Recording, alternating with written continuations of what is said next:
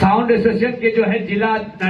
माफ करें, sound association के प्रखंड अध्यक्ष जो है सजोर से हैं, जोरदार ताली हुए। इन्होंने अपने संगठन को इतनी मजबूती दी है कि आज इनके संगठन में लगभग 50 डीजे संचालक जो हैं कार्यरत हैं और हमारे जिला से जुड़े हुए हैं। हम चाहेंगे जितने भी प्रखंड अध्यक्ष हैं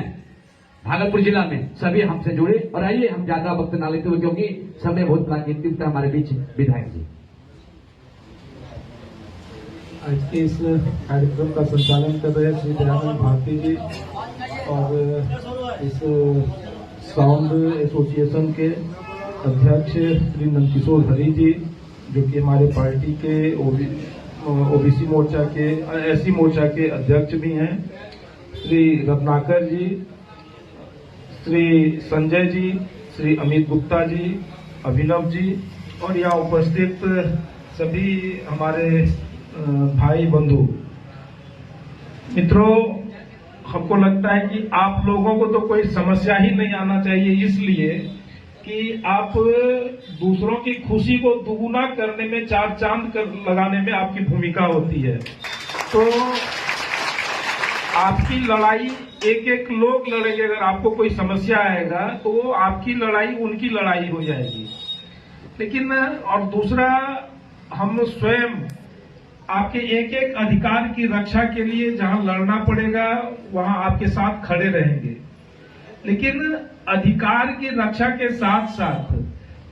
हम लोगों को अपने कर्तव्य को भी ध्यान में रखना होगा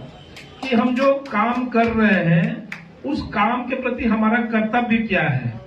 और कर्तव्य को ध्यान में रखकर जब हम अधिकार के लिए लड़ते हैं तो वह सकारात्मक होता है और आत्मबल भी हमारा मजबूत होता है और समाज का भी उसमें समर्थन मिलता है। तो हम बस दो आग्रह करेंगे उस कर्तव्य के रूप में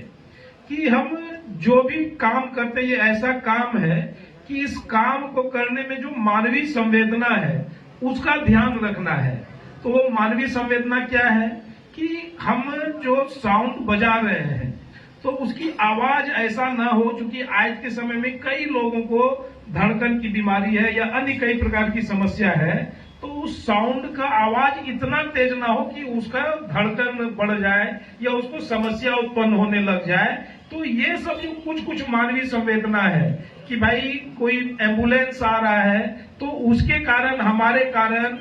आप नहीं करते हैं, आपको तो लोग जो वहां पर बाहर करने के लिए जो आपको बुलाए करते वो है, लेकिन उसका खामियाजा आपको उठाना पड़ता है। तो दो प्रकार का जो माहौल होता है, एक सुख का और एक दुख का, उस दोनों समय में आदमी जो सुख खुशी में कोई चीज नाच रहा होता है तो उसको अगर कोई समझाता है तो वो नहीं समझता है, और जो दुख में रहता है उसको भी अगर कोई समझाता है तो वो नहीं समझता है। तो उस समय आपका कर्तव्य है कि अन्य लोगों को परेशानी न हो, हमको कैसे रास्ता देना है, क्या करना है। तो जिसने आपको बुलाया है उसको भी समझा बुझाकर उस एम्बुलेंस को रास्ता देने का काम,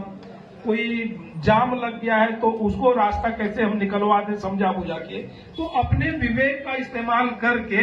कैसे हम लोगों के जीवन को ज्यादा सुगम,